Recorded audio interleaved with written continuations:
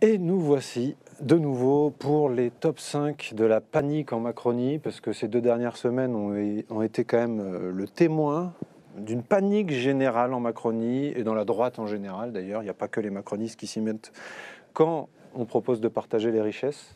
J'accueille avec plaisir mon ami et camarade Bonjour. Bastien Parisot. Bonsoir, monsieur Bonsoir, Slichon. comment allez-vous? Ça va très bien. Ça va très bien. Bon, Sarah est restée avec nous. Oui. Ah, une députée, ça se garde. Hein. Je ne Attention. goûte pas le plaisir des pépites macronistes. Alors on va commencer, on va faire un top 5. On va commencer par un petit magnéto qui résume à peu près l'ambiance dans la Macronie, puis après on va démarrer notre top 5. Si vous êtes prêts en régie, et on me dit dans l'oreillette que c'est bon, d'ailleurs Robin me fait le signe, on va regarder ce petit magnéto. On regarde tout de suite. Je combats l'extrême gauche aujourd'hui de toutes mes forces parce que je pense qu'il y a une dérive à gauche et que le mélenchonisme, ça n'est pas la gauche. Mais j'ai pas besoin de caricaturer, ils se caricaturent eux-mêmes. Désordre, le chaos, l'anarchie. Que tout ça est une forme d'enfumage, de volonté systématique de créer la polémique. Surtout, Jean-Luc Mélenchon, il a théorisé ça. Il a dit qu'il faut tout conflictualiser. Désordre, la soumission, la laïcité. Anarchiste d'extrême gauche. Vous avez vu le bazar à l'Assemblée avec un groupe de 17 dont le but était en effet de semer le bazar, de faire échouer. On peut avoir des éléments de paralysie de l'Assemblée nationale. Et déjà, l'Assemblée nationale, c'est pas d'une efficacité formidable, hein, on est d'accord. Désordre à l'Assemblée, l'anarchie, l'ordre républicain, la laïcité. Anti-républicain, les anti-républicains, le désordre, le chaos, l'anarchie. Alors il faut que Amélie de Montchalin arrête de taper sur la table quand elle dit le désordre, le chaos, l'anarchie. Tu l'entends dans le... Imagine dans la le régie, les pauvres. C'est quand même n'importe quoi. Alors moi, celui qui m'a fait le plus rire quand même, c'est François Bayrou. Vous imaginez à 17 déjà le bazar qu'ils mettent alors à 150, à 200, à 289. Qu'est-ce que tu vas faire à l'Assemblée, toi? Bah, Pareil. oui, bah, c'est surtout que en fait, c'est eux le bazar. Parce qu'il a dit, oui, il a dit ça peut créer de la paralysie. Enfin, c'est les Playmobil qui sont paralysés. Hein. C'est clair. Voilà. Et je suis d'accord, ça va pas en fait, ça va pas ensemble. En fait, Ils disent qu'on met le bazar, ils disent qu'on paralyse, on peut pas faire les deux en même temps. Ouais, en fait, voilà. Non, mais c'est surtout que c'est eux. Enfin, moi, je le dis, j'ai l'exemple face à moi. Hein, le candidat député macroniste qui est pas de nouveau candidat, il y en a plein. Il y en a plein qui se sont barrés en fait. Ils n'ont pas du tout apprécié l'exercice du pouvoir façon Macron. C'est eux qui sont en déliquescence. Nous, on a montré qu'à 17, on tenait super bien la tranchée. Alors comme là, on va être majoritaire et qu'on a un programme, ben, on va faire ce qu'on a dit qu'on ferait. Quoi. C'est clair. Nous, on défend la retraite à 60 ans. Bon, qu'est-ce qu'on a fait à l'Assemblée pour la défendre, cette retraite? On a bloqué leur réforme. Voilà. Et on y est parvenu. C'est tout. Bon. Mais il faut dire aussi qu'ils nous laissaient pas le choix. Enfin, il laissait pas le choix au 17, je dis nous, j'étais pas dedans, mais il laissait pas le choix au 17. C'est-à-dire que comme tu n'acceptes pas qu'il y ait du débat à l'Assemblée nationale, la seule chose que tu laisses comme possibilité à l'opposition pour s'opposer, bah, c'est d'aller jouer sur comme ça le fonctionnement et d'aller trouver des failles dans le fonctionnement de l'Assemblée nationale.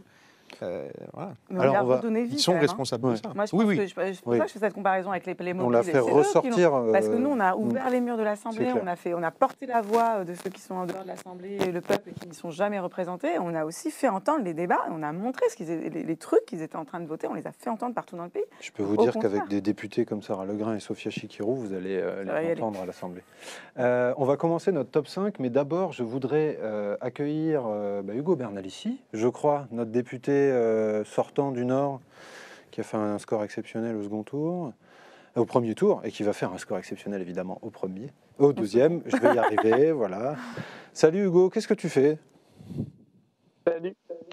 Et ben là, je suis allé soutenir une de nos candidates dans une circo pas très loin de chez moi, qui est dans un deuxième tour face au Rassemblement national, qui arrivait en tête au premier tour. Et donc, c'est une circo dans laquelle la gauche n'espérait pas faire quoi que ce soit. Et puis, qui finalement, la mobilisation étant scalée, et puis le dynamisme de notre campagne fait qu'on est en capacité de l'emporter ici. Donc, je suis venu donner le petit coup de main pour le dernier jour de campagne. Comment elle s'appelle, la candidate? Delnest. Du coup, on est dans la séquence top 5 des paniques en Macronie. Je voulais te lire une phrase pour t'y faire réagir. Amélie de Montchalin, qui est en face de Jérôme Guedj, du coup, au deuxième tour de l'élection législative, a dit « Dimanche, nous avons eu une participation très faible, virgule, cela donne un boulevard aux anarchistes d'extrême gauche. » Et elle parlait de Jérôme Guedj. Quelle est ta réaction face à cela? Bon, alors... Bon, si j'étais désagréable, ce que je peux être parfois, mais je dirais que, je sais pas, c'est bizarre quand même parce qu'il me semble que Jérôme Gage, ils lui ont, eux, le gouvernement macroniste, confié une mission à lui pendant la mandature qu'il a acceptée tout en expliquant qu'il n'était pas d'accord avec eux sur la question du grand âge, de l'autonomie, de la dépendance et notamment des EHPAD. Donc c'est bizarre quand même parce qu'ils ont donné un travail à faire à un anarchiste, visiblement de gauchiste, anarchiste, tout ce que vous voulez, qui est le chaos du désordre. Donc il y a une petite contradiction là dans l'équation. Et puis bon, il était président, conseil départemental, bon c'est tout sauf un anarchiste. Et puis l'anarchisme a ses vertus aussi en politique, hein. Il y a une pensée qui a été développée et dont les libertaires se sont aussi réclamés en partie. Et je pense qu'on peut avoir des convergences sur la défense des libertés fondamentales. C'est sûr qu'eux sont pas tellement, ils sont pour l'anarchie du marché en face. Donc on voit bien que là ils sont en roue libre totale, quoi. Mais là où j'étais d'accord, moi, c'est avec François Bayrou. Il a raison au fond. Il a raison. Il dit regardez à 17 le bazar qu'ils nous ont foutu. S'ils sont plus nombreux, ça va être insupportable. Et s'ils sont très nombreux, ça va être très insupportable pour eux, puisque ça veut dire gouverner le pays, quoi.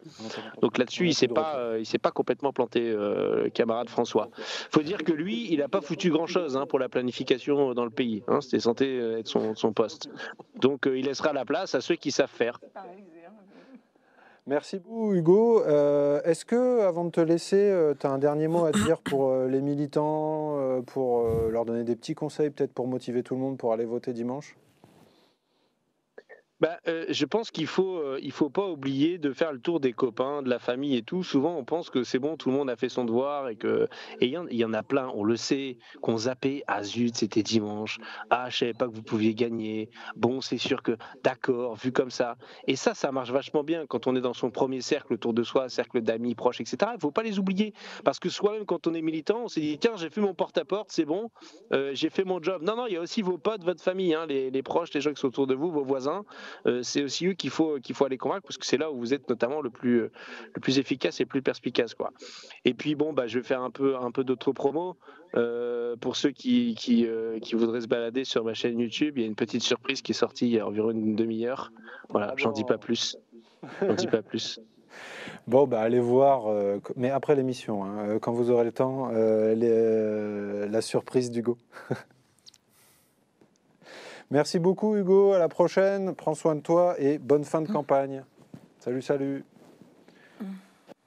Alors, on va continuer ce top 5 de la Macronie. On l'entendait plus très bien sur la fin, le retour son, mais bon, ça a été. On a une pépite, entre toutes, du président de l'Assemblée nationale, ce bon vieux Richard Ferrand. Il était au PS, lui, avant, non ? Puis il a fait République En Marche. Je ne connais pas le parcours de Richard Ferrand. Il a fait PS, Mutuelle de Brest, et puis République En Marche, non, c'est ça, non ? Il a fait un truc comme ça. Bref, il a dit il ne faut pas qu'on fasse une campagne sous l'Exomil alors que les autres sont sous LSD. Alors, il y en a qui se sont offusqués. Moi, je trouve que c'est assez vrai, en fait. Enfin, dans le fond, on ne prend pas du LSD pour faire campagne. Non, c'est-à-dire que les visuels ressemblleront à autre chose. Mais non, on ne prend pas du LSD pour faire campagne. Mais ce qui est fou, c'est qu'il imagine qu'on a besoin d'être sous LSD pour faire la campagne qu'on mène. Il suffit d'avoir des convictions, monsieur Ferrand, vous pourriez essayer, peut-être que ça vous mènera au même résultat, je ne sais pas. Oh, mais il a des convictions. Hein. Par contre, que lui soit sous l'Exomil, ça c'est peut-être vrai. Mais ça dit un truc sur les émotions quand même. Enfin, je sais pas, moi je ne suis pas experte en LSD. C'est censé rendre assez. Oui, fais gaffe quand même. Joyeux, non, enfin un truc un peu. Oui. Voilà, et l'Exomil, on sait tout ce que ça veut dire, quoi. En gros, il est en train de dire bon, en fait, il y a ceux qui kiffent leur campagne, il y a ceux qui paniquent, quoi. Et quand tu paniques, tu as une attaque de panique, tu prends ton Lexomil. Alors nous, on leur dit continuez à prendre votre Lexomil si vous voulez, parce que là, vraiment, la panique, visiblement. Enfin, moi, je suis pas contre, parce qu'ils sont ça a l'air d'aller mal pour eux, donc vraiment un peu de calme et de repos, ça leur ferait du bien. Et puis nous, on va continuer à kiffer notre campagne et puis à la gagner surtout. Et à kiffer le mandat qui arrive. Et à kiffer, mais on va tellement. Parce qu'eux risquent de pas. Ouais. Mais je vous fais le 3 et le 2 et après on va. Enfin d'ailleurs, on va d'abord accueillir notre invité qu'on connaît bien en Skype, Alexis Poulain. Poulain, cofondateur du Monde Moderne. Est-ce qu'on le voit apparaître ? Oui, on le voit. Oh, qu'il est beau. Qu'est-ce qu'il est beau, Alexis. Quelle belle lunette. Tu nous entends bien ? La barbe taillée et tout. Super. Écoute, non, j'ai toujours eu la barbe taillée. Enfin, c'est pas nouveau, ça. C'est la coiffure qui change des fois. J'ai deux citations de têtes couronnées de la Macronie auxquelles je voudrais te faire réagir. Alors, d'abord, Bruno Le Maire qui a dit le 31 mai « Jean-Luc Mélenchon est un Chavez gaulois ». Voilà, ça, c'est la première de Bruno Le Maire. Et la deuxième, qui est quand même pas mal, parce que Macron l'a répété quand même, sans réfléchir. C'est ça qui est fou, c'est Castaner dit un truc et Macron répète des trucs de Castaner. Mais c'est une référence Tout le monde intellectuelle le chez sait eux, quand même, Castaner. qu'il ne faut pas répéter ce que dit Castaner. Mais bon, Castaner a dit, c'est un projet où on explique aux gens, on va vous interdire de couper des arbres chez vous. Alors Alexis, toi qui es un fin analyste politique, je voulais avoir ta réaction. Ah bah, du coup, il bouge. Alexis, on ne t'entend pas. Bon, ça va revenir. Hein. Il est beau comme ça. Oui, c'est vrai, il est un peu bloqué là. Bon, c'est pas grave. Du coup, Sarah, toi, qu'est-ce que ça t'inspire? Ces histoires de coupage de bois, quand même. Coupage de bois. Parce que je crois que Macron a dit qu'on ne pouvait plus couper du bois. bois. Ce qu'ils ont fumé du coup. Hein, Ouais. mais, Le bois. Ouais, le bois. Couper Bah du ouais, bois. non. En plus, j'ai vu, il y avait eu une super réaction de militantes, mais candidates, je crois, qui coupaient du bois dans son jardin pour montrer que c'était tout à fait possible de continuer à couper y du a bois. pas de problème. Voilà, mais ils ont dû confondre avec l'interdiction des pesticides. En fait, ça, c'est autre chose. C'est un truc qui nous rend malades. Donc, effectivement, on veut l'interdire. Alors, moi, j'ai adoré cette liste d'interdictions qu'ils nous ont faites. Parce que du coup, ça a incité les gens à aller voir. Et ah ouais, oh là là, fini les pesticides, fini tous les trucs qui nous empoisonnent. Les coupes rases dans les forêts. Hein, fini les coupures d'électricité, les coupures d'eau, parce qu'on va les interdire. Ah ouais, franchement, c'est abusé comme programme, hein, c'est liberticide. Hein. Voilà. Ah, Alexis, on a peut-être une réaction du coup. Salut. Ça y est, il bouge. Ouais, non, mais ce qui est dingue, c'est de voir que couper des arbres chez soi, c'est ce qui préoccupait la Macronie. Enfin, qui sort une idiotie pareille? Bon, c'était visiblement des éléments de langage, mais on est le pire, parce qu'il y a eu évidemment le Chavez de loi, mais il y a eu la vidéo des JAM, les jeunes avec Macron, qui sont toujours au top pour avoir la médaille d'or de la honte, avec le petit week-end à Marrakech annulé à cause de Jean-Luc Mélenchon et de la NUPS. Attends, Alexis, tu me fais une transition parfaite, parce qu'on l'a. Parce qu'ils l'ont supprimé, cette vidéo. Mais on est rapide. Mais les Insoumis sont rapides. Ils ont récupéré la vidéo et ils l'ont republiée sur le compte des Jeunes Insoumis. Coucou. Je vous propose, pour ceux qui n'auraient pas vu cette œuvre d'art intellectuellement puissante et ironique, non, même pas ironique. Hein. Non, on je a crois cru pas. que c'était une blague au départ. Mais en fait, ça si ne nous l'est on pas. l'avait fait, ce serait passé. C'est vrai que c'est ça. On aurait pu faire la On aurait même pu le faire pour se moquer d'eux. mais bon, c'est pas grave. On regarde tout de suite cette œuvre d'art.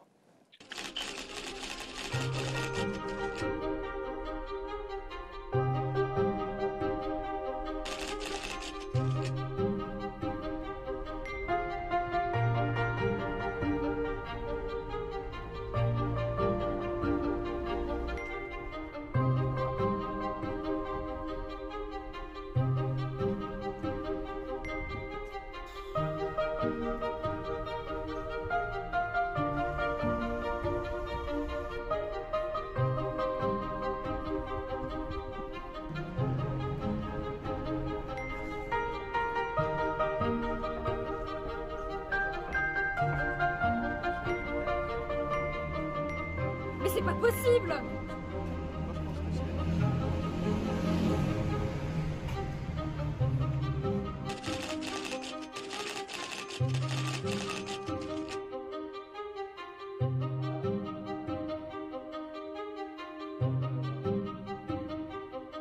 Ah, ils ont laissé le logo. Vous êtes vraiment gentil.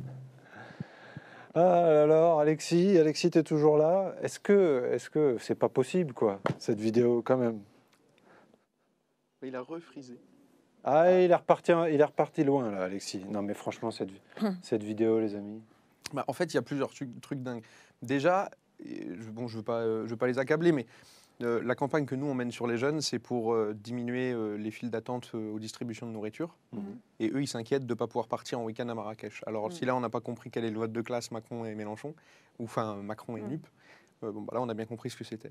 Deuxième chose, moi, qui me semble dingue, qu'un jeune de 20 ans, je vais les défendre un peu, fasse cette erreur-là, de sortir un truc aussi absurde, parce qu'il est enfermé dans son monde et qu'il parle de son monde, ce qui est assez logique quand tu as 20 piges, pourquoi pas. Mais ça veut dire qu'il y a eu un gars qui a validé ça. Et qui, lui, est censé avoir un peu plus de bouteilles. Il a dit, mais très bonne idée. L'idée du week-end à Marrakech, bien sûr, le gars qui a faim, qui ne peut pas se payer à bouffer, ça va lui parler. Donc non, c'est ça qui me marque, c'est qu'ils sont à l'Ouest surtout. Et par contre, félicitations à l'actrice qui mérite un Oscar. On va pas. Elle souffle. La pauvre, Ouais. franchement, là, ça Non, doit pas être on facile voit pour bien elle. Non, c'est son vrai. exaspération devant le nombre de mesures prises par la France Insoumise et par Les la attaques NUPES. aux valeurs Elle est en républicaines. mode ah ouais, il se passe des trucs.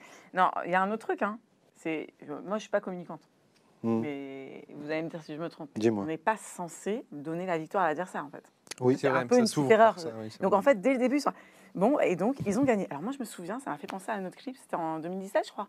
On avait montré ce que serait la France si on avait gagné. Et c'était tellement beau, c'était voilà tout ce qu'on va accomplir. Et là, en fait, ils nous donnent le point. Donc on a gagné. Donc déjà qu'ils ont quand même essayé toute la campagne de dire que c'était pas possible. Ils ont encore essayé cette semaine de dire que c'était pas possible qu'on gagne. Et les teubés déjà, ils font un clip pour dire qu'on a gagné. Mais déjà, moi, ça, j'adore. Oui, c'est vrai, c'est une première victoire. Et il y a un autre truc, c'est qu'ils ont un petit problème avec les destinations, parce que moi, ça m'a fait penser direct à Ibiza. Je me suis dit, décidément, Ibiza, Marrakech, ça, faut vraiment qu'on arrête très vite les vols, parce que ça va pas du tout. C'est Quoi. très caractéristique quand même. Hein. Marrakech, Ibiza, c'est clair. Ouais, puis pour un mouvement qui se veut écolo, le week-end à Marrakech, terrible. Est-ce que vous avez encore une petite panique qui vous a marqué, vous, cette semaine dans la Macronie si vous devez réfléchir un peu, il y a autre chose qui vous a marqué? Parce que sinon, on va passer à la partie suivante. Mais voilà, parce que franchement, cette vidéo des JAM, c'était quand même le Non, mais summum. c'est le point d'orgue, en plus, ça nous aide, quoi. Mm. C'est tellement nul que quand tu as des adversaires comme ça. Mais ils t'as l'ont pas- supprimé, c'est ça Oui, qui ils est l'ont fou. supprimé. Ce qui est d'ailleurs une erreur, et je lui dis aux responsables, fais jamais ça, assume et laisse. Assume. Ouais. Mais au-delà de ça, ressors-en une mieux à la rigueur. Non, en fait, moi, j'ai pas un point précis. C'est comme on bosse sur les réseaux sociaux, c'est le Qu'est-ce qui nombre ressort le d'attaques. plus? Ouais. Et c'est l'outrance dans laquelle il tombe. Et par exemple, nous, on passe comme message, quand on gère les boucles militantes, etc., de ne pas insulter et de ne pas harceler. C'est un des messages qu'on passe. Et là, eux sont arrivés à un tel level, c'est-à-dire que Enfin bon, j'ai rarement vu ça. Pendant la présidentielle, parfois on a été attaqué, parfois il y a des bad buzz, bon, ça fait partie du débat politique. Mais alors là, c'est-à-dire que tous les matins, premier truc qu'on faisait en se levant, c'est quel ministre nous a insultés aujourd'hui à la télévision ou à la radio. Ouais. Donc c'est ça, moi, qui m'a marqué, c'est la violence qu'ils ont amenée dans cette campagne. Quand même dans la campagne, hein. On peut dire Ouais. du fait qu'il y a des campagnes dans lesquelles là, il y a vraiment eu maintenant des actes violents, des gestes violents, et qui ne viennent pas que de l'extrême droite, hein, qui viennent de Macron ou de ses alliés, enfin des macronistes ou leurs alliés. Je pense à ce qui est arrivé dans Raquel. l'inscription de Raquel Garrido. On pense fort à elle et aux militants, militantes Qui se sont qui ont fait subi gazer. ça, parce que en fait, et ces gens-là nous disent qu'on est le chaos, mais en fait, eux, ils sont pas capables d'organiser un match de foot, et ils sont pas capables non plus d'organiser des élections correctes avec les Français de l'étranger, où ça a été le bazar, et même un débat démocratique un peu Honnête. qui se tient, quoi, un ouais. truc qui nous fait pas honte à l'étranger, quoi. Voilà, donc ils sont même plus capables en fait de faire le truc de base de la démocratie, donc il est temps qu'on les remplace, quoi. C'est clair. Ben, je pense que c'est le mot de la fin sur le top 5 de la panique en Macronie. Il est temps qu'on les remplace. Merci Bastien et merci Sarah. Encore bravo Sarah. Merci. Et à la prochaine. On À se très retrouve dans 2-3 minutes.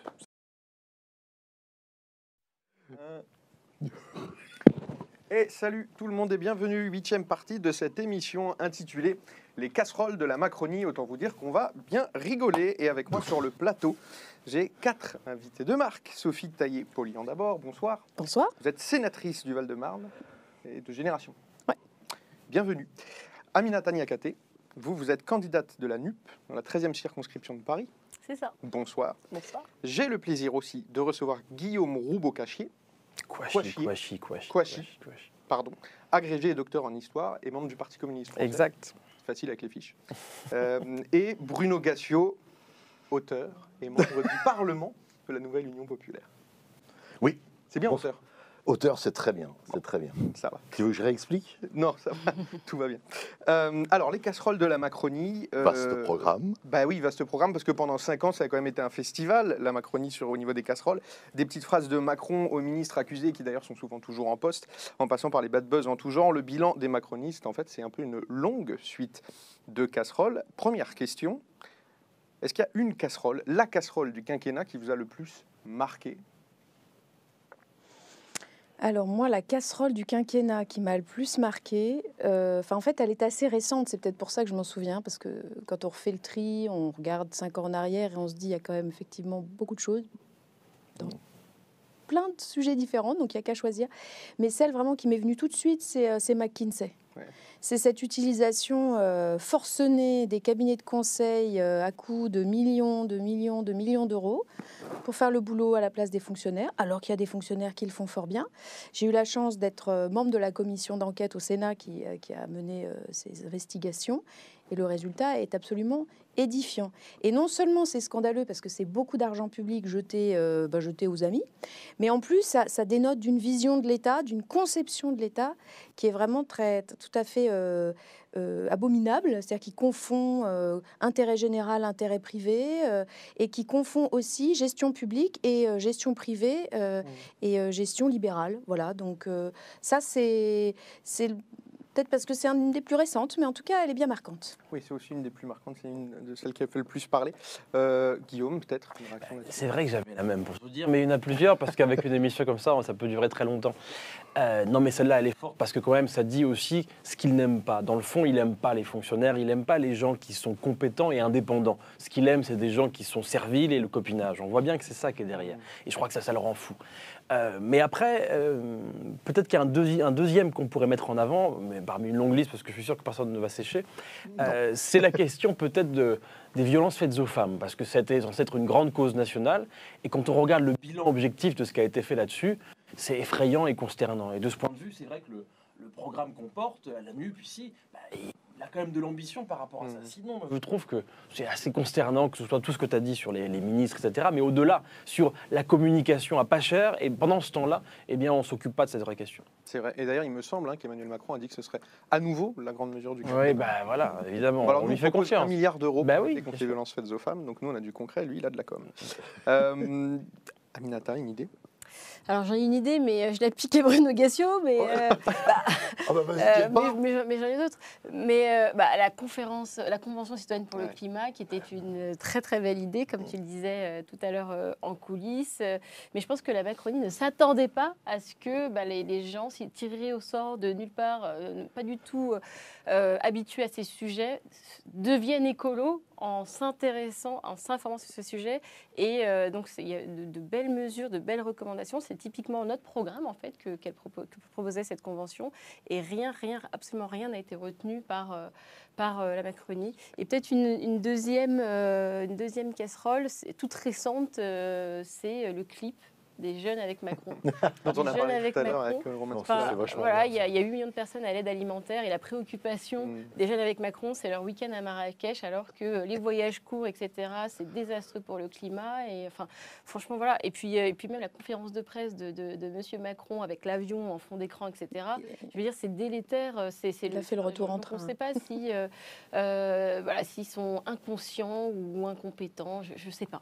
Mais il y a un point commun. Je pense qu'on va en trouver une petite centaine. Oui, mais en fait, ça va durer.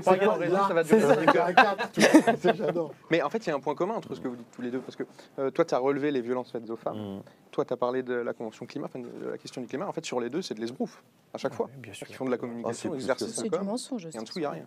Pour moi, c'est plus que de l'esbrouf. Moi, j'en avais deux, en fait. C'est le grand débat, moi. Le grand débat, c'est en 2018, ça commence par une bonne intention, comme la Convention citoyenne. C'est-à-dire, on va aller voir les gens et parler avec eux. Ce que nous, on fait depuis ici, la France Insoumise, avant ça, le parti de gauche fait ça depuis très longtemps. Eh bien, même Ségolène Royal faisait ça en 2007. Et là, il se dit, tiens, je vais aller voir les Français, maintenant que je suis élu, je vais leur parler. Ok, pourquoi pas. Il y a des milliers de cahiers de doléances qui remontent, il les envoie à la poubelle. Lui, il appelle ça la Bibliothèque nationale, mais c'est une poubelle. Ça dénote un mépris pour les gens qui ont donné quelque chose d'extrêmement précieux à M. Macron, leur temps, et ce qu'ils ont dans la tête, et leurs envies. Et il s'est moqué d'eux. Et ce qu'il fait sur la Convention pour le climat, c'est exactement la même chose. Il se dit, ils vont être d'accord avec moi, c'est moi qui ai eu l'idée. Non, ils ne sont pas d'accord avec toi. À 90%, ils sont d'accord avec l'AEC. Et ils balancent tout. Donc ça relève d'un mépris et ça relève aussi d'une façon de voir le monde. Et ces gens, Je les ai vus, moi, à la télévision très souvent. Cette espèce de mépris. Moi, quand on me disait « Mais qu'est-ce que tu vas foutre avec ces... » Mais on s'en fout. Eh, viens, on va jouer au golf. De toute façon, c'est mort, ça sert à rien. Arrête, on s'en fout. Tu gagnes de l'argent. Qu'est-ce que tu vas t'emmerder avec ces gens? Je dis, mais ma mère, elle gagne 900 balles à sa retraite. Juste, je pense à elle. Tu penses pas, toi, à ta mère? Si, mais enfin, elle est médecin. Et donc, il y a une tournure d'esprit. Ça rejoint McKinsey aussi. C'est une façon de se dire, l'État, l'entreprise, c'est pareil.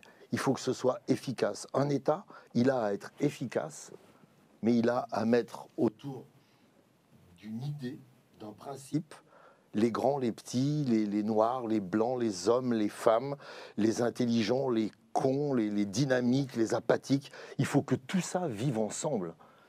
Qu'on s'aime ou pas, il faut qu'on vive ensemble. Ce que tu dis là-dessus, moi je trouve que c'est très juste, mais en même temps, ce qui est terrible avec McKinsey, je trouve, c'est que c'est même pas l'efficacité, parce que derrière, en fait, c'est ça qui est terrible, c'est parce que c'est vendu au nom de l'efficacité, mais derrière, c'est quoi? C'est des petits arrangements et c'est très médiocre. Parce que vous avouez qu'avez bossé Yann Assassi et puis toute la commission d'enquête, ce qu'on voit, c'est que le contenu concret des rapports de ce que fait McKinsey acheté à prix d'or, ça vaut pas tripette, ça vaut rien. Donc non seulement c'est vendu au nom de l'efficacité, mais en plus c'est absolument inefficace. Ouais, ça détruit, ça détruit. Oui, il y a beaucoup de mépris, mais il y a aussi du mensonge et de la dissimulation, et il y a plusieurs exemples de casseroles là-dessus.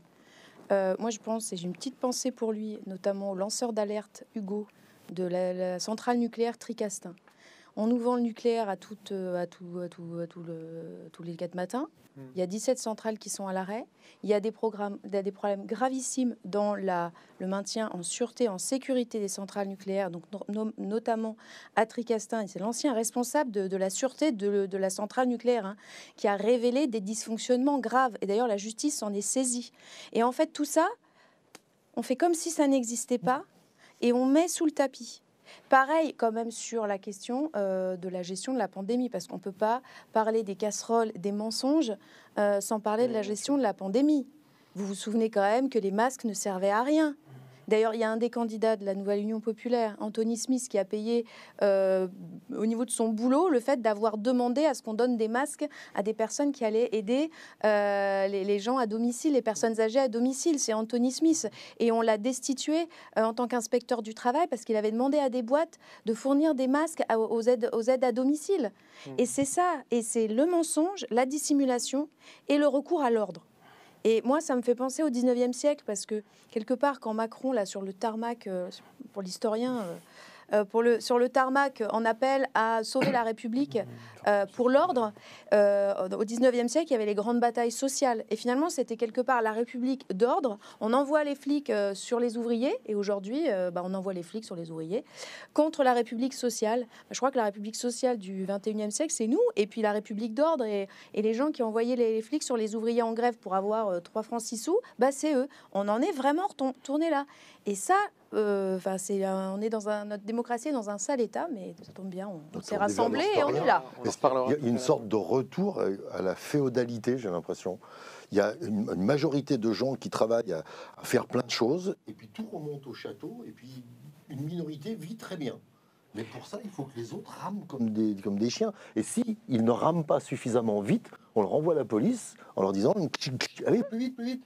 Et ils n'ont même plus la capacité de se révolter. Parce qu'il y a une fenêtre de tir dimanche, ne la ratez pas. Non, mais ça c'est clair. Mais du point de vue du phénomène de course, ce qui est même marrant, c'est que, enfin marrant ou triste, je sais pas, vous avez sans doute vu l'histoire là des Cazeneuve, c'est-à-dire que vous avez vu Marguerite Cazeneuve, qui a donc elle-même travaillé chez McKinsey, qui donc se retrouve vraiment au cabinet de Macron, de Philippe, etc.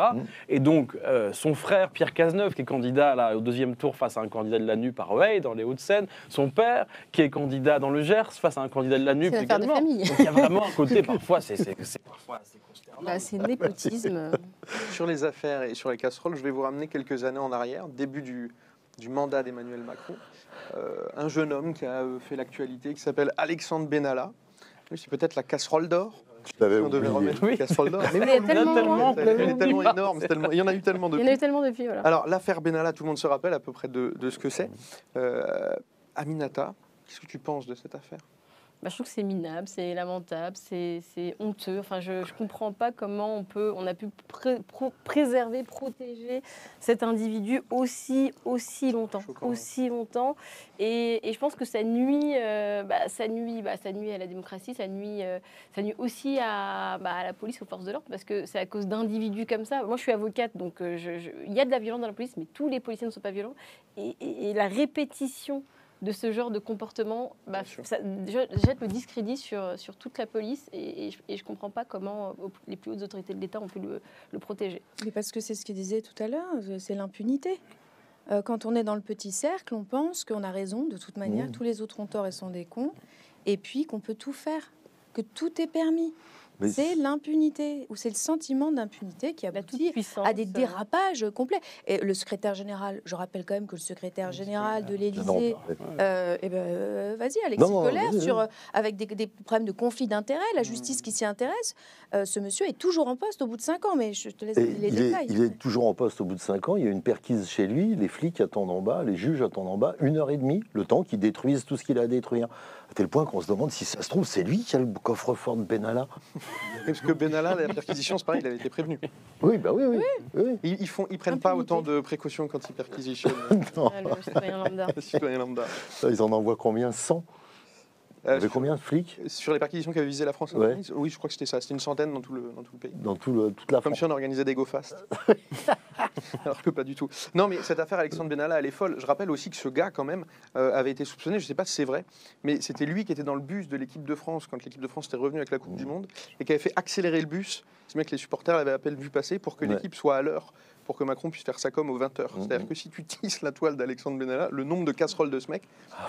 Mais il continue d'ailleurs, parce que quelqu'un sait ce qu'il fait en ce moment. Pas.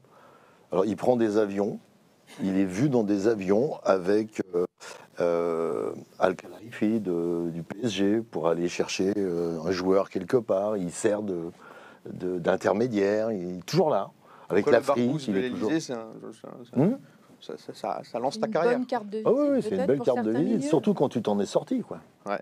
Parce que jusqu'à preuve du contraire, Maître, il s'en est sorti. J'en sais rien. Non, j'imagine que non. Il y a encore une affaire en cours. J'imagine. Alors j'avoue que je suis pas. Il y a une commission d'enquête. Du Sénat. Il a menti du Sénat, il a menti devant une commission d'enquête, on est bien d'accord. Il est poursuivi, mais c'est il est poursuivi pour après ça. le temps de la procédure. Ça n'ira pas loin. Ça devrait quand même, parce que ce serait quand même choquant que ça n'aille pas plus loin. Oui, mais ça, il n'y aura que lui qui sera embêté. Enfin, ça ira pas très haut. Après l'affaire Benalla, autre chose, vous êtes inspiré, on a déjà fait beaucoup de sujets de casseroles. Alors, mais je pensais, j'avais oublié, tu te rends compte que j'avais oublié Benalla. Ben oui, mais alors, on n'a pas parlé du quinquennat, depuis tu as le temps d'oublier. Une autre casserole dont je voulais vous parler, mais qui, elle, a duré tout le quinquennat, c'est les liens assez étranges entre la Macronie et l'extrême droite. En 2018, Macron est à 2 doigts de réhabiliter Pétain quand même, parce qu'après tout, ça a été un grand soldat. Oublions le reste. Ils ont réutilisé leurs termes et utilisé leurs thèses politiques pendant 5 ans, à base d'islamo-gauchisme, de wokisme, de qualifier leurs adversaires politiques d'ennemis de la République. C'est pas vraiment une phrase de grand démocrate, ça. Darmanin dit à Le Pen qu'elle est molle sur un plateau de télévision sur la question de sécurité. Quand même... Maurras, c'est un grand auteur. Maurras, c'est un grand auteur. Et la loi Asile et Immigration, qui est quand même saluée par l'extrême droite quand elle sort, partie de l'extrême droite. Là-dessus, Guillaume, est-ce que tu as trouvé ça choquant, toi sur... Non, regarde. Non, je te comme ça. À dire oui. Non, mais bien sûr. Et puis même, la liste est pas terminée. On se souvient aussi des petites risettes à De Villiers pendant un moment, le Puy du Fou, tout ça. Enfin, on oublie tellement. Il y en a eu des choses. Valeurs actuelles, Zemmour, qu'on appelle au téléphone. Ah oui, il a appelé Zemmour. Il y avait tout ça aussi. Et là, ça leur tord les boyaux d'appeler à battre le Front National partout où il y a des belles du PS Front National. Alors qu'ils couraient après le soutien de la gauche, etc., qui soudainement n'est plus républicaine et l'extrême contre lesquels il faut lutter. C'est hallucinant. Alors les amis, on a Antoine Peillon, qui est journaliste et membre du Parlement de la Nouvelle Union Populaire, qui, je crois, est en direct avec nous. C'est les copains de la régie qui m'ont expliqué ça. Non, il n'a pas voulu finalement. Alors finalement, il nous a écoutés, il a dit je me tire, je reste pas là. Ils ont tout dit. Non. Il a plus d'idée de casserole. Oui, on peut voir. Non, je veux pas sur ce plateau. Jamais. Est-ce que vous avez une autre idée de casserole ou pas? Bruno, toi, tu as été auteur des Guignols de l'info dans ta vie. Moi, j'étais fan des Guignols de l'info. Ça aurait été bien, les guignols sous le... Parce qu'avec toutes ces casseroles, là, vous auriez eu du boulot. Alors, tu sais, c'est très difficile de caricaturer quelqu'un qui porte en lui-même sa propre caricature. La caricature, c'est quelque chose qui dit beaucoup déjà de celui qui l'a fait, plus que de celui qui est caricaturé.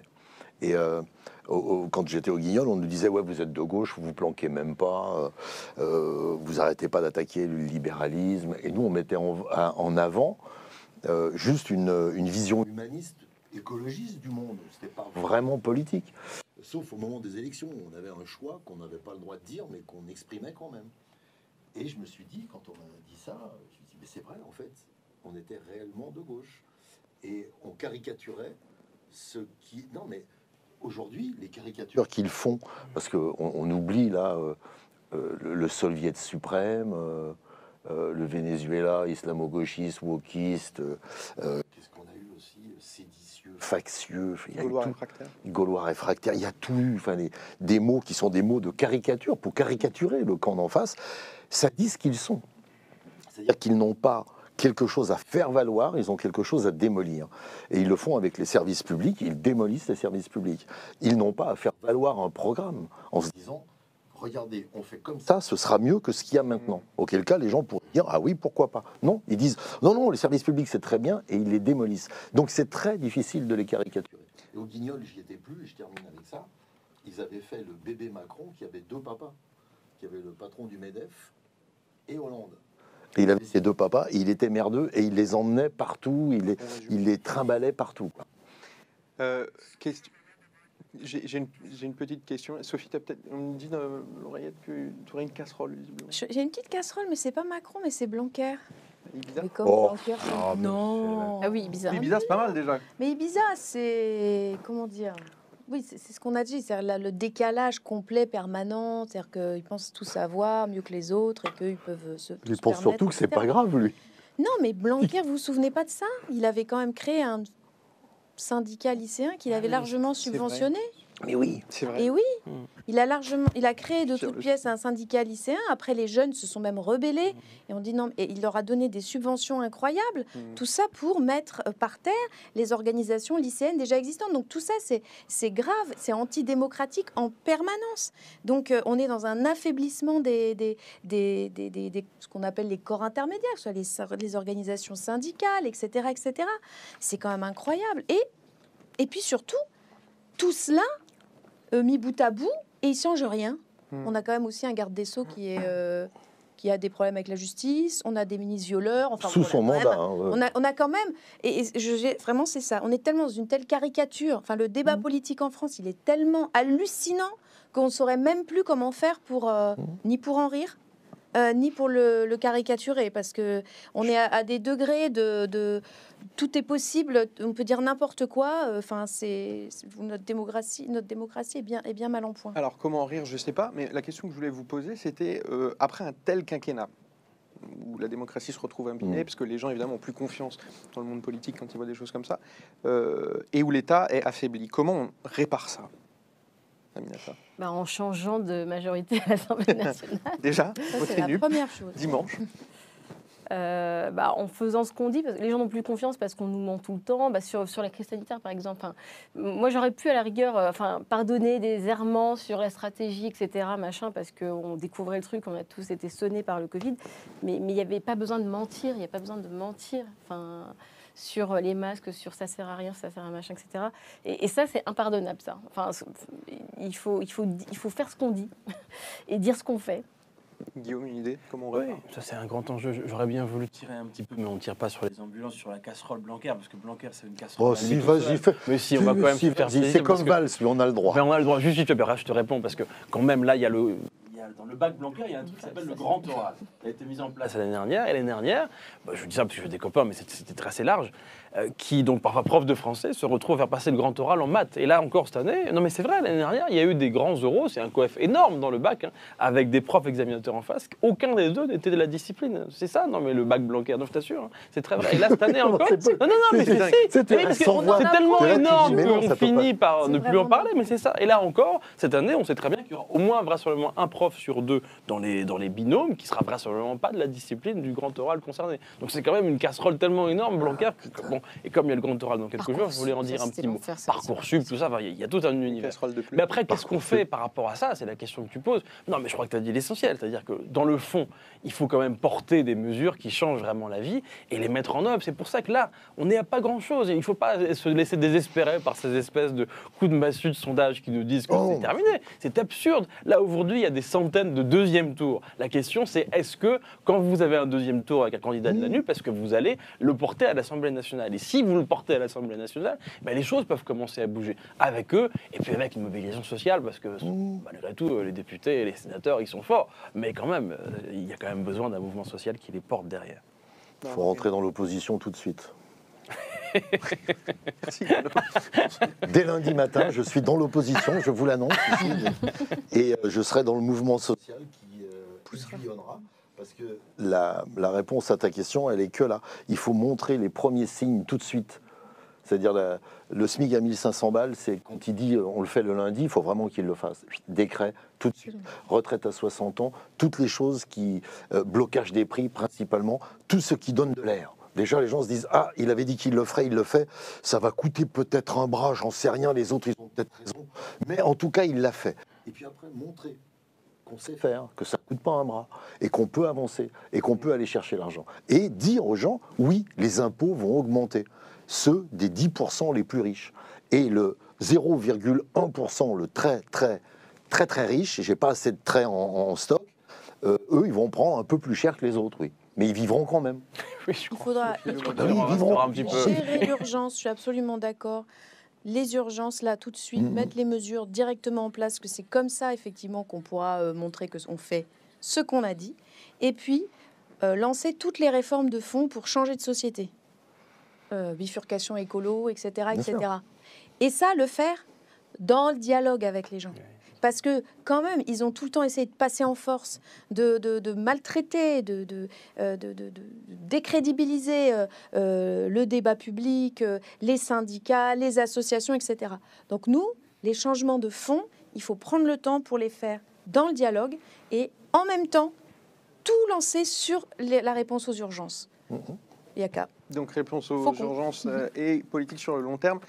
Avec le programme partagé de gouvernement de la NUP qui est ici, avec le V dessus, comme sur le bulletin de vote qu'il faudra utiliser ce dimanche. Est-ce que tu veux nous faire un V pour finir? Voilà, magnifique ce V. Merci à tous les quatre. C'est déjà fini. Et c'est déjà fini. On a fait le tour de toutes les casseroles de la Macronie. Non, on reviendra. Tu vas me faire croire qu'on a fait le tour de toutes les casseroles de la Macronie. Non, pas à moi, monsieur. Non, pas à moi, monsieur. Je quitte ce plateau. Messieurs les censeurs, bonsoir.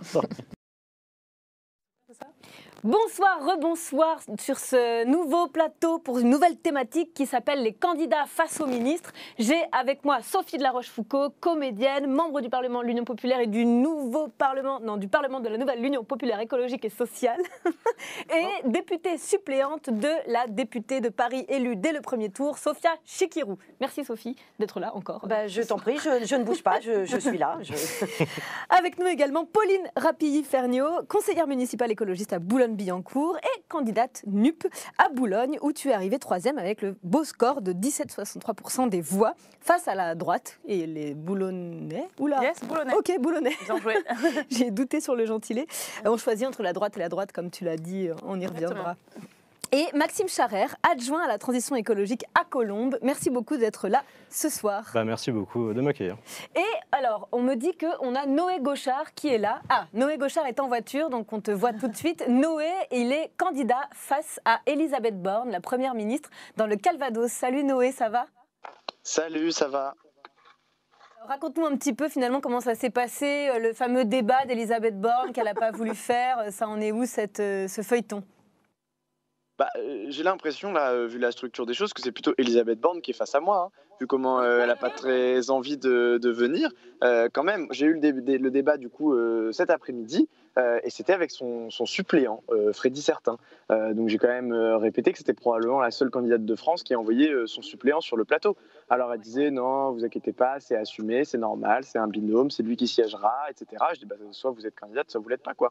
Et donc, je lui ai dit ça sur un marché, elle m'a dit, vous savez, c'est comme ça, c'est la démocratie, il faut respecter. Je lui ai dit, je crois que vous, ça vous arrange bien quand vous voulez les règles de la démocratie. Elle m'a dit, dit on va pas rentrer là-dedans parce que vous, elle est partie dans les tours. Donc je crois que je comprends pourquoi elle refuse le débat, parce qu'elle a pas l'air d'être très solide sur ses appuis. Son suppléant l'était pas beaucoup plus, ça s'est relativement bien passé. Et donc voilà, moi j'espère. Les gens disent que c'est fichu, qu'on ne pourra pas le faire, etc. Moi, je suis vraiment pas persuadé. Je crois que les reports de voix qu'on peut avoir sont assez importants, et notamment du côté de l'abstention. Et ce matin, j'ai fait le marché de Vire. Alors, pour tout vous dire, Vire, c'est la plus grosse commune de la circonscription et c'est aussi la plus à droite. C'est pour ça que la circonscription est de droite, parce que moi, dans plein d'autres communes, j'arrive en tête. Mais Vire fait tout basculer. Et donc, le marché de Vire, c'est toujours le plus difficile à faire parce que les gens sont de droite et vieux. Et là, on a eu un excellent accueil ce matin. Tout le monde était là auprès de nous. Il y a même des gens qui nous ont dit ah mais oui, lui, je vois, tout le monde vote déjà pour lui. Alors je dis non, malheureusement pas encore, mais on espère que oui. Donc moi je suis sûr que dimanche on peut créer une grosse surprise. Oui, parce que finalement, est-ce que sur le terrain, tu ressens une mobilisation autre entre cette campagne de second tour, je ne sais pas plus, entre dans cette campagne de second tour, est-ce que ça a pris une dimension plus grande, plus haute ? Complètement, parce que les gens pensaient qu'on allait se faire laminer, qu'elle allait faire au moins 40%, voire être élue au premier tour, etc. Au final, elle fait même pas 35%, elle fait un peu plus de 34%. C'est le pire score de tous les premiers ministres qui se sont présentés en exercice à la députation. Et elle fait un moins bon score dans cette circonscription que le député sortant La République En Marche au premier tour. Donc en fait, elle arrive en tant que première ministre dans une circonscription normalement complètement acquise à sa cause, complètement macroniste, etc. Elle fait moins bien que le député sortant qui lui était juste député, quoi. Donc c'est vraiment un camouflet pour elle. Et le fait que moi je sois là à peine 5000 voix derrière, qu'il y ait des réserves de voix énormes avec l'abstention, je pense que ça les rassure pas non plus. Et je sais qu'il y a beaucoup de gens qui sont pas allés voter au premier tour en se disant que de toute façon c'était fait, quoi, et qui là se disent non, c'est complètement possible de se mobiliser pour faire quelque chose, quoi. Donc non, on a eu beaucoup de renforts de militants et de militantes, et puis on a eu beaucoup de très bons accueils sur le terrain, quoi. Donc là on te voit en voiture, on peut faire campagne jusqu'à 23h59, tu as quoi de prévu ? Eh ben, on va le faire jusqu'à 23h59. Là, on était à Vire, on faisait un apéro de fin de campagne à Vire. Et puis là, je suis à Aunay-sur-Odon, pour tout vous dire, où il y a une fête du village à laquelle on va passer, puis on va faire un peu de boitage et on va recoller jusqu'à la fin de la nuit, puisque les méthodes, quand même, je tiens à le souligner parce que les gens de la Circo disent que je le répète tout le temps, mais quand même, on a vu que cette candidate, qui est quand même la première ministre, qui me dit qu'elle respecte les règles de la démocratie à 100%, ses militants, sur les panneaux officiels, décollent mes affiches et colle sur tous les panneaux officiels, ce qui est complètement illégal. Et pour une première ministre, je trouve ça relativement scandaleux. Donc on va aller faire un tour de recollage, mais on va bien prendre des photos et puis on va bien s'en souvenir. Eh bien, merci beaucoup, Noé. Est-ce que tu veux lancer un dernier message pour les abstentionnistes et pour les jeunes, notamment, pour qu'ils se mobilisent pour ce dimanche ? Oui, moi je leur dis, vous savez, voter, ça prend pas beaucoup de temps. Vous pouvez y aller à un moment dans la journée, vous y allez avec votre famille, avec vos amis. Peut-être que ça changera rien. Si on perd et ça restera comme ça. Mais alors si on gagne, on change tout. On transforme tout ce qui existe aujourd'hui. On intègre un changement profond, radical de société. Dans ma circonscription, si je gagne, on envoie un message incroyable au niveau national. Je leur dis aux gens, qu'est-ce que vous avez envie de voir à 20h dimanche soir ?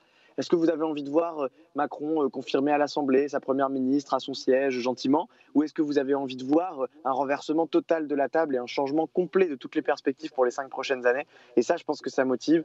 Vous en avez pour un quart d'heure, vous y allez quand vous voulez dans la journée. S'il fait beau, que vous voulez aller vous balader, vous y allez à 8h en passant. Il n'y a pas besoin de carte d'électeur, vous avez votre permis sur vous, vous allez voter. Ça vous prend 30 secondes, c'est fait. Et on peut changer énormément de choses et donc je compte sur vous. Le message est passé. Merci beaucoup, Noé. Moi, je veux faire un petit coucou à Noé. Ah. Salut Noé. Et je voulais juste te dire, je te vois plus. Ah, t'es là.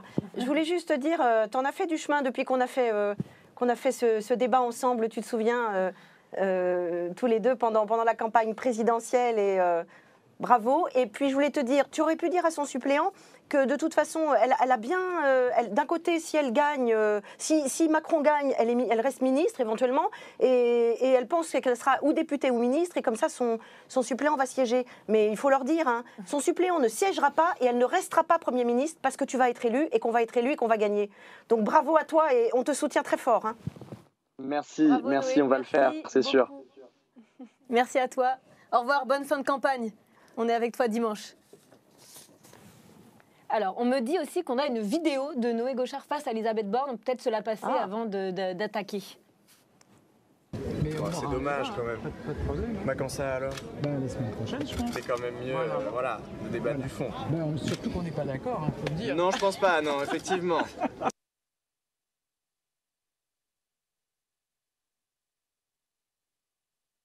Alors, pour rappel, on a 15 ministres sur 28 qui postulent à la députation. Ils sont sous pression, car selon une règle tacite instaurée par Sarkozy en 2007, s'ils perdent, ils doivent démissionner du gouvernement. D'ailleurs, on aurait pu poser la question à Noé Gauchard, qu'est-ce que ça te fait de savoir que tu peux faire démissionner la première ministre? Et je suis allée faire un petit tour sur les comptes Twitter des différents ministres au deuxième tour face à des candidats de la NUP. Donc, par exemple, sur Clément Beaune, qui est face à Caroline Mécari dans la 7e Circo de Paris. Quand on arrive sur son compte Twitter, il y a directement un message pour taper le programme de la NUP. Son fil est rempli de messages anti-Mécari, anti-Mélenchon, anti-NUP. On a vu aussi Amélie de Montchalin qui est face à Jérôme Guedj. Elle a passé la semaine à l'accuser d'antisémite. On a vu là Elisabeth Borne qui refuse le débat d'abord avec Jean-Luc Mélenchon puis avec Noé Gauchard. Est-ce que finalement, et là je me tourne vers toi Pauline pour commencer, est-ce que ça ne signifie pas là que les ministres candidats n'ont pas littéralement la trouille? Oh bah si, c'est possible, mais c'était marrant parce que moi, le soir du premier tour, j'étais invitée sur BFM Paris et il y avait Xavier alors je sais jamais dire son nom de famille, Iacovelli, voilà, Iacovelli, merci, il est du 92, qui est sénateur En Marche, et qui a dit, pour expliquer ce mauvais score de En Marche, il disait oui, mais en fait, il y a eu 2 semaines de campagne de plus et ça ne nous bénéficie pas. Donc en fait, il nous explique que plus ils font campagne, plus c'est compliqué pour eux. Oui. Bah, je pense que là, en fait, ils sont conscients de ce problème. Je suis pas sûre qu'il était censé le dire en plateau. À mon avis, c'était un truc en off, quoi, d'expliquer pourquoi ça marchait pas. Et là, en plateau, il dit ouais, 2 semaines de plus de campagne, c'est pas bon pour nous. Bah, je crois que là, c'est un peu ce qu'ils se disent, c'est vivement que ça s'arrête, parce que plus on discute, plus la dynamique elle prend chez eux. Et puis nous, on va pas tenir très longtemps sans parler de notre programme de retraite à 65 ans, de casse des droits sociaux, etc. Donc oui, je pense qu'ils ont la trouille. Bah, c'est exactement ça, parce que par exemple, je suis allée aussi sur le Twitter de Stanislas Guérini et j'ai vu, alors lui, il a été interviewé sur LCI, je crois, cette semaine, et c'est rempli de phrases complètement creuses, de quoi a-t-on besoin dans notre pays? D'agir avec efficacité, d'agir rapidement. Bon, pour faire quoi? Contre quoi? Avec quelles propositions? On a aussi sur les tracts, même dans ma circo, dans le 16e, j'avais pris les tracts de LREM, des candidats LR et LREM, et notamment le candidat LREM, Benjamin Haddad. Alors lui, c'était d'abord pour éviter les projets extrémistes de Jean-Luc Mélenchon et Marine Le Pen, plus après des propositions qui n'en sont pas, comme reconnaître davantage les profs. Bon, ok. On les reconnaît dans la rue. Nous dit ça comment? Alors finalement, je me tourne vers toi. Est-ce que le fait que nous, on fasse campagne, et comme tu viens de le dire, ça ne les démasque pas et ça ne fait pas en sorte qu'on comprenne qu'ils n'ont pas de programme ou alors ils ne veulent pas le dévoiler, effectivement? Moi, c'est ce qui me frappe énormément dans cette campagne en réalité, et encore plus dans ce second tour, c'est que je n'entends aucun ministre, aucun candidat défendre aujourd'hui le programme d'Emmanuel Macron, et j'en viens même à me demander quel est ce programme. Je n'entends personne en parler. Tout ce que j'entends de la part aujourd'hui des gens, des gens soutenus par Emmanuel Macron, finalement, c'est effectivement que nous sommes d'extrême gauche, que nous sommes dangereux pour la démocratie. Anarchistes aussi, on nous a dit ça. Bon. Ce qui est terrible et ce qui montre en fait finalement qu'ils ne savent plus quoi dire et surtout qu'ils n'ont rien à proposer. Et j'aime aller encore plus loin, on a un président qui sort de 5 ans d'exercice du pouvoir. Qui défend aujourd'hui son programme? Qui défend son bilan? Quand est-ce qu'on entend parler de ce qu'ils ont fait pendant 5 ans? Personne. Personne. Et donc, moi, je trouve ça finalement, en fait, assez rassurant. C'est que j'ai en face de moi des candidates et des candidats, même des ministres, c'est quand même le thème de ce soir, qui ne prennent pas le temps d'expliquer ce qu'ils souhaitent faire, pourquoi finalement ils briguent un nouveau mandat de député, et qui au contraire passent leur temps à expliquer aux gens pourquoi nous ne devons pas passer. Et donc, en réalité, ce qu'on voit, c'est que nous sommes, pour moi aujourd'hui, la seule force politique qui propose un avenir qui est désirable, souhaitable, en tout cas qui propose ce qu'aucune autre force ne fait. Exactement. Alors on me dit dans l'oreillette, priorité au direct, j'ai toujours rêvé de dire ça. Léa Balage est avec nous. Salut Léa. Léa Balage, candidate dans la... c'est le numéro de la circo, je ne sais plus, c'est dans le 17e. Troisième circo, merci. Troisième circo de Paris face à Stanislas Guérini. Alors il faut que tu allumes ton micro. Parce qu'on ne t'entend pas. C'est fait. Ah, c'est fait. Ok, super. Salut Léa, merci d'être avec nous. Alors toi, tu es face à Stanislas Guérini. Raconte-nous un peu comment s'est passée ta campagne de second tour face à cette personne. En fait, alors tout d'abord, je voudrais remercier Pauline parce que je sais qu'elle était en porte-à-porte dans la 3e circonscription encore ce soir avant d'arriver. Donc merci Pauline. Ça se passe comment? Ça se passe très bien pour nous, les militants. Je vais vous montrer, je vais essayer de le faire bien. Tous les militants de la 3e circonscription, on vote dimanche.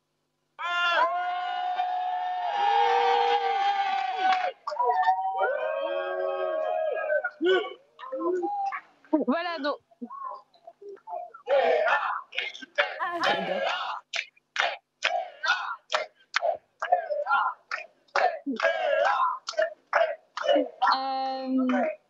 Donc en fait, ça se passe très bien pour nous parce qu'on a envie de gagner. On a senti beaucoup de fébrilité de la part de La République En Marche, de Stanislas Guerini notamment, des tracts qui étaient mensongers et surtout un refus du débat. Et nous, on n'a fait que faire une campagne en positif. On est allé chercher les abstentionnistes. On a encore été plus de 100 là dans la rue, juste à aller voir les gens en terrasse, devant les parcs, etc. Et donc c'est assez exceptionnel en fait ce qui est en train de se passer dans la 3e circonscription de Paris. Il y a une envie dingue de gagner, mais pas forcément pour battre un ministre, simplement parce que si on gagne, ça veut dire qu'on a une majorité et qu'on peut appliquer l'ensemble de nos propositions. Vous allez faire quoi jusqu'à ce soir, 23h59? Alors, on a un nouveau slogan. C'est, attention, roulement de tambour, on en a marre de faire barrage, maintenant on fait ballage. Excellent, super. Merci beaucoup d'avoir été avec nous pour cette séquence. Bonne fin de campagne et on est avec toi, on va gagner dimanche. Ouais, bang bang, j'ai entendu en régie, j'entends tout Victoire pour info. Au revoir. Alors, on vient d'avoir Léa Balazs donc, qui est face à Stanislas Guerini et elle a dit un truc qui est quelque chose de très intéressant, c'est que nous, dans nos campagnes, se dégage beaucoup de joie parce qu'on propose un autre monde est encore possible, un autre monde est possible, c'est possible, on peut gagner, donc se dégage beaucoup de joie de nos campagnes par rapport à la leur parce qu'ils veulent plus ou moins planquer le bilan d'Emmanuel Macron, ils peuvent difficilement le défendre. Et alors toi, Pauline, tu étais en porte-à-porte tout à l'heure. Ouais. Est-ce que justement le fait qu'il y ait ce duel dans cette circo et dans les autres, mais en l'occurrence dans celle-ci, est-ce que ça ne crée pas une dimension nationale justement à ce duel Mélenchon ou Macron? Mélenchon retraite à 60 ans, Macron retraite à 65 ans. Est-ce que finalement c'est pas quelque chose enfin, on s'est fait voler notre premier tour, notre deuxième tour à la campagne présidentielle. Là, le 3e tour se joue et c'est là qu'on peut, projet contre projet. Ben, là, ce qui est fou, c'est que le porte-à-porte de Léa, moi, avant, je faisais du porte-à-porte à Boulogne-Billancourt. Et c'est pas exactement, enfin, tu as dû voir ça dans le 16e. Ça a changé, oui. C'était pas exactement la même chose. Et puis après, je me suis dit, bon, bah, je suis éliminée au premier tour, je vais aller faire campagne pour Stéphane Ravaclet. Et on a tenté les petits villages qui s'abstiennent beaucoup. Ouais. Et alors, c'était... Quand on dit notre ennemi c'est la finance, mais c'est aussi les gens qui se résignent, enfin les gens qui renoncent, bah, c'était vraiment ça. Là, j'ai rencontré beaucoup de gens qui, de toute façon, ne croyaient plus à la politique et c'était très dur. Et là, le porte-à-porte pour Léa, mais il y a un moment, je me suis dit, mais en fait, toutes les portes ont déjà été frappées ou quoi? Tous les gens savaient déjà qu'il y avait des élections, que c'était Léa Balazs contre un ministre de Macron. Et qu'elle était au second tour. Et oui, on vote déjà pour elle. Et les gens nous remerciaient. Bon, à Boulogne, j'ai jamais eu ça. Des gens qui me disaient bonne chance, c'est bien ce que vous faites, ma petite jeune et tout ça, j'en avais. Mais là, des gens qui me disaient c'est trop bien de faire ça, attendez, je peux en prendre. Moi, j'ai un dîner ce soir et qui prenaient une partie des tracts pour leur dîner. Ou qui disaient alors je l'ai mis dans un ascenseur, allez le mettre dans l'autre ascenseur et tout. Enfin, incroyable, enfin vraiment. Et puis, on se croisait entre groupes de militants qui faisaient du porte-à-porte. Donc, quand Léa dit qu'ils étaient 100 à déambuler dans la rue, en même temps, je pense qu'il y en avait, je sais pas, des dizaines qui allaient faire du porte-à-porte. Donc, c'est assez fou. Et j'ai l'impression que justement dans sa circonscription, les gens sont parfaitement au courant. Il y a des gens même qui votaient manifestement pas comme nous, qui disaient non mais c'est bon, on est au courant, on les voit partout vos militants, ça frise le harcèlement, on n'en peut plus, on sait qu'il y a des élections, on sait qu'il faut voter dimanche. Mais donc là, il y a vraiment un truc où on a l'impression que tout le monde sait qu'il y a quelque chose qui se joue et que c'est là ce dimanche. Et honnêtement, si Léa gagne pas, je sais pas ce qu'il faut faire de plus. Parce que là, tout le monde a l'air d'être super au taquet, à moins que dimanche, ils aient oublié qu'il fallait voter. Là, je ne sais pas ce qu'ils peuvent faire de plus que d'avoir... J'ai un militant qui me disait, non mais là, sur la circo de Léa, en fait, il y a tellement de gens qui arrivent pour venir faire campagne parce que c'est serré, qu'ils ne savent même plus comment accueillir tout le monde. Si elle ne gagne pas, je ne sais pas comment l'expliquer, quoi. C'est ce qui s'est passé aussi dans ta circo, Sophie. Vous étiez très bien accueillis. Enfin, c'était C'est vrai que dans la 6e circonscription, c'est-à-dire une partie du 11e et du 20e, on a ressenti la même chose dans les porte-à-porte, le tractage au marché. Les gens, mais les gens carrément nous prenaient les tracts des mains. Parfois, on discutait avec les gens. Il y a des gens qui passaient, ils disaient attendez, moi aussi, je vais en prendre pour mettre dans les boîtes aux lettres. Et puis tous les gens. Alors moi, ce qui m'arrive depuis là. L'élection, puisque nous on a été, enfin Sophia Chikirou a été élue au premier tour largement, presque 54%. Les gens maintenant ils nous remercient. Ah oui. Alors, mais merci, mais c'est extraordinaire dans les cafés, parce qu'on est tellement passé partout que les terrasses des cafés, les patrons de café, les librairies et tout, dès qu'on passe quelque part, c'est merci, c'est tellement génial. Maintenant, il faut y aller, vous allez gagner le reste. Enfin, et c'est incroyable. Et les gens sourient. Et ça, parce qu'on parle de joie, mais les gens ils sourient quand ils nous voient, alors que de l'autre côté ils font quand même la gueule. Hier, j'étais sur le plateau de BFM TV. Il y avait le débat Clémentine Autain. Gabriel Attal, Jordan Bardella, mais vous pouvez pas savoir quoi. Ils étaient habillés pareil. Clémentine a dit excusez-moi, je vous confonds, vous êtes tellement habillés pareil, je sais pas qui est l'un qui est l'autre. Ça les a pas fait rire du tout. Nous, on était morts de rire. Tout le monde était en noir et tout. On était en couleur, on riait derrière, on était heureux. On était heureux de défendre un programme. Et c'est ce qui se dégageait, ce que les gens nous ont dit aussi quoi. C'est ils font la tête parce qu'ils ont peur. Et la peur, ça engendre quelque chose de sinistre et tout. Et nous, on est heureux parce qu'on sait que quoi qu'il arrive, on va gagner. On va pouvoir imposer des choses, on va pouvoir imposer notre programme, on va pouvoir enfin... Et le programme, c'est le bonheur pour les gens, parce qu'ils vont avoir le SMIC, ils vont avoir la retraite. Donc, de toute façon, ce qu'on dégage, c'est de l'espoir et du bonheur pour les autres. Alors toi, Maxime, tu es adjoint à la transition écologique à Colombes. Est-ce que tu ressens aussi, là on vient de parler de nos propositions aussi, est-ce que sur le terrain ou dans ton métier ou dans ton entourage, dans ce que tu observes là avec ces élections, c'est qu'on est en période de canicule, est-ce que l'écologie s'est imposée là, cette fois, dans le débat? C'est ce que j'allais répondre en fait suite à vos deux interventions, c'est que moi je sens aussi beaucoup de joie et de bonheur et je sens aussi qu'on a un programme qui est entré dans les réalités des gens. Oui. C'est-à-dire avant... le réel. Ils sont rattrapés par le réel. Exactement. Un exemple simple, moi un grand débat que j'ai en ce moment avec les gens lorsque je fais du porte-à-porte, c'est sur l'inflation et comment finalement faire en sorte que la fin du mois ne devienne pas un combat encore plus difficile. C'est vrai que là on a un taux d'inflation qui est de 5%, on le voit, le prix des énergies, ça atteint des sommets qu'on n'a jamais connus et honnêtement qui mettent des gens dans une situation extrêmement complexe. En tout cas, moi, c'est ce que je peux observer dans mon territoire. Et quelle joie d'arriver face à ça et de dire, moi, je peux vous proposer une solution. C'est peut-être pas la meilleure, peut-être pas la plus efficace. Moi, je pense que c'est le cas par ailleurs. Mais au moins, je suis force de proposition. Et j'ai en face de moi des gens qui entendent ce que je dis et qui, du coup, s'approprient cette réalité-là. Alors, c'est vrai, évidemment, sur des choses très économiques, très terre-à-terre. Par exemple, le prix des énergies qui augmente, les charges locatives, ce genre de choses. Et puis, à côté de ça aussi, j'arrive en ce moment à faire du porte-à-porte avec des températures qui sont entre 35 et 40 degrés. Ouais. Ça n'a jamais été aussi facile pour moi d'expliquer l'intérêt des îlots de fraîcheur. Les gens sont déjà convaincus. Et moi, c'est surtout ce que je retiens de cette campagne, c'est que finalement, on arrive avec des solutions qui ne sont pas déconnectées du réel, contrairement à d'autres, mais qui répondent concrètement, immédiatement aux problèmes qu'ont les gens sur nos territoires. J'ai eu la chance de faire, évidemment, campagne à Colombes, donc là où je suis élu, mais je suis aussi parti à Rennes, je suis aussi parti à Asnières, et partout, pourtant des sociologies qui sont très différentes, ce sentiment-là, il est prégnant. Donc j'ai surtout la sensation que notre programme, il est ancré dans la réalité, dans le vrai, et qu'il apporte une bouffée d'oxygène et d'espoir aux gens, ce qui fait extrêmement plaisir. D'ailleurs, je crois que c'est pour ça qu'à la fin, on a ces sourires et ces remerciements. Parfait. On pourra terminer là-dessus ce plateau sur les candidats face aux ministres, la joie face à la sinistrose. En gros, c'est un autre monde des possibles face à leur monde mortifère, au monde des néolibéraux qui cassent nos services publics, qui ont des politiques même pas non écologiques, mais anti-écologiques. Et méprisants. Et méprisants, ça, leur arrogance, c'est sûr. Et donc, voilà. Donc, ce dimanche 19 juin, votez, déferlez avec vos bulletins de vote. Votez victoire.